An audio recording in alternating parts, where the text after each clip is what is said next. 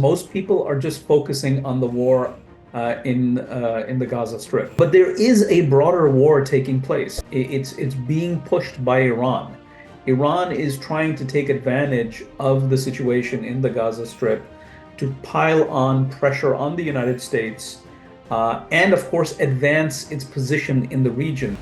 Doctor, where Saudi Arabia, UAE, they stand in this whole thing going around there? They have a major dilemma, which is that how do you avoid a bigger regional conflagration, undermine their national security, particularly their geoeconomic interests in the region, and still deal with the threats from Iran, the growing ability of Iran to be able to exploit the weaknesses in the Arab world to its advantage.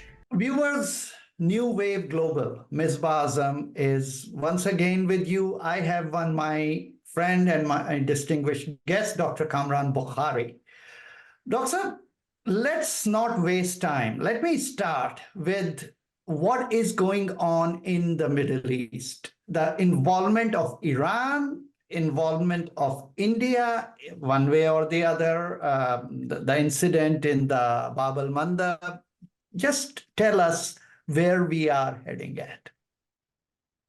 Dr. Misbah, that's a great question because most people are just focusing on the war in the Gaza Strip between Israel and Hamas. But there is a broader war taking place, and it's being pushed by Iran.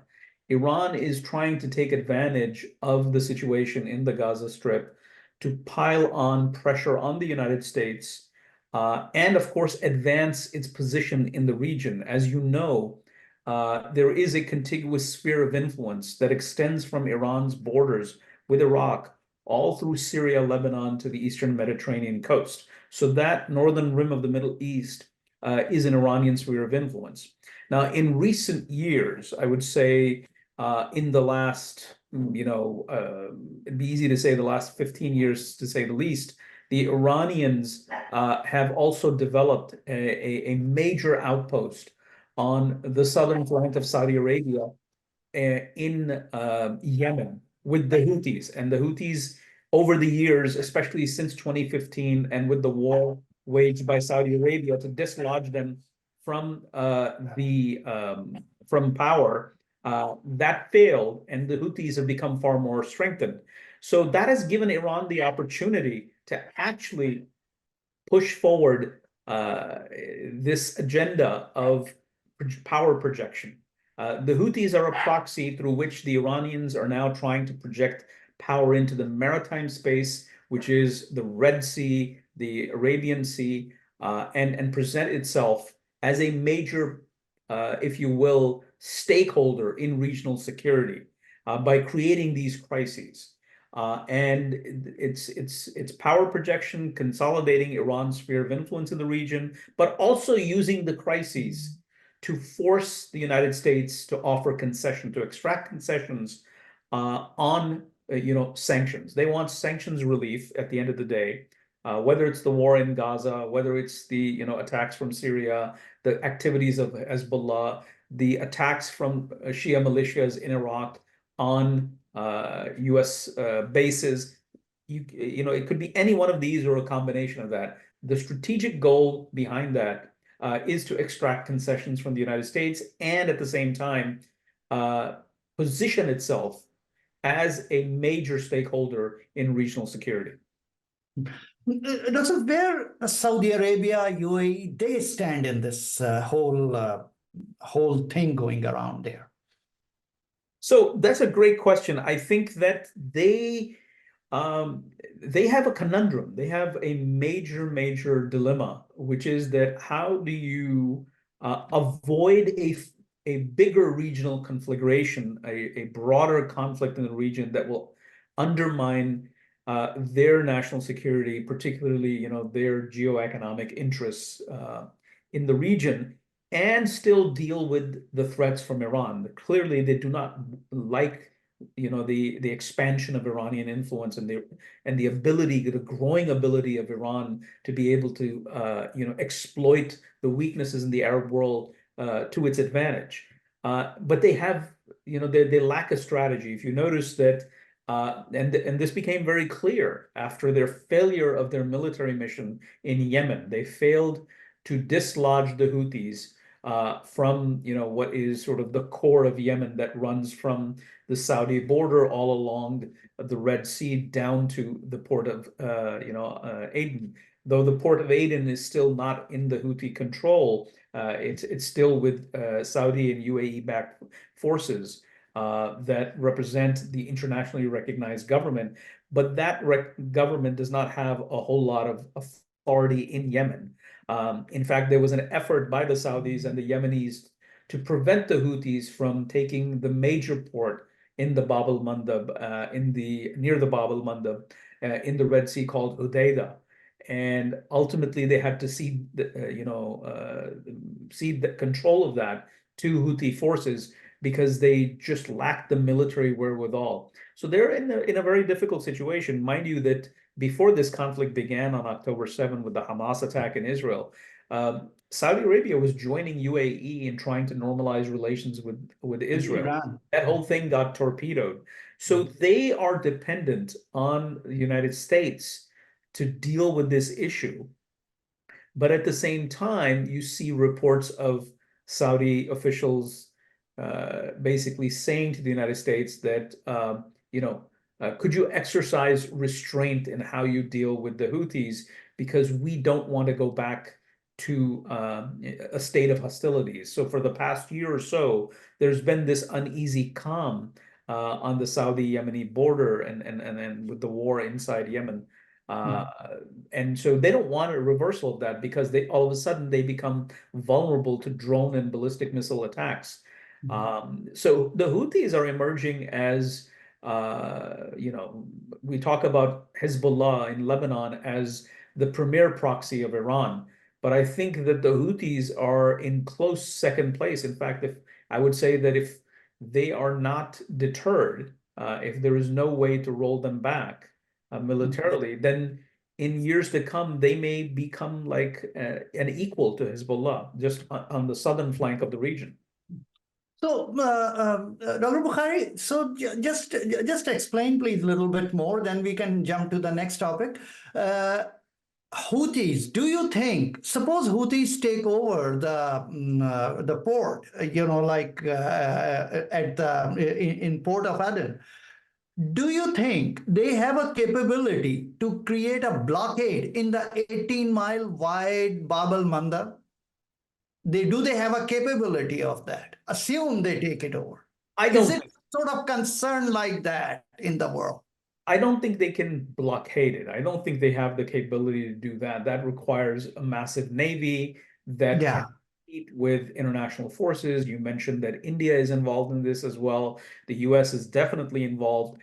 We just had a clash overnight with US naval forces sinking 3 of 4 Houthi attack boats that were targeting a ship belonging to the Danish company called Maersk. That is continuing to use the Red Sea for ferrying the goods that it is supposed to with its container ships. So I don't think that's the case. And I don't know if the Houthis have the ability. They certainly would like to control Aden or Aden as in English. But if even if they did somehow gain influence or control over it, it would just increase their ability to harass ships using asymmetric warfare that we're seeing. This is not a state conventional navy that's doing this. But yes, it would be a strategic disaster for the international community if that were to happen. But they won't be able to blockade it because they just do not have that kind of force. Yeah, but see, then there is a question that you mentioned about harassing, quote unquote. Harassment they can even create even now also, so what is the counter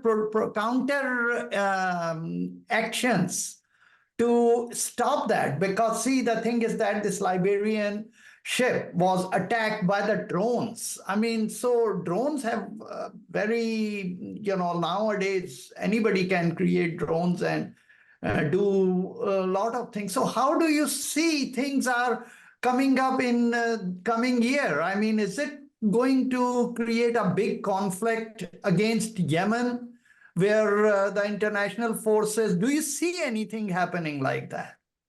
Well, I doubt that the United States and the international community is interested in another conflict in the Middle East. The United States is having a hard time, disengaging from countries that, were part of the post 9/11 conflict zone, particularly Iraq, and then post-Arab Spring Syria. And we all saw how, the US exit created a major crisis in Afghanistan. So I doubt that anybody is interested in doing that.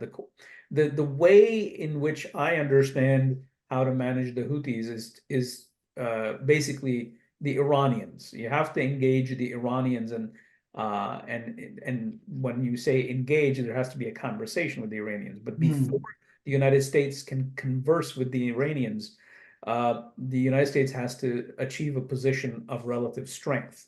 Right now, the Iranians are confident that the United States is risk averse.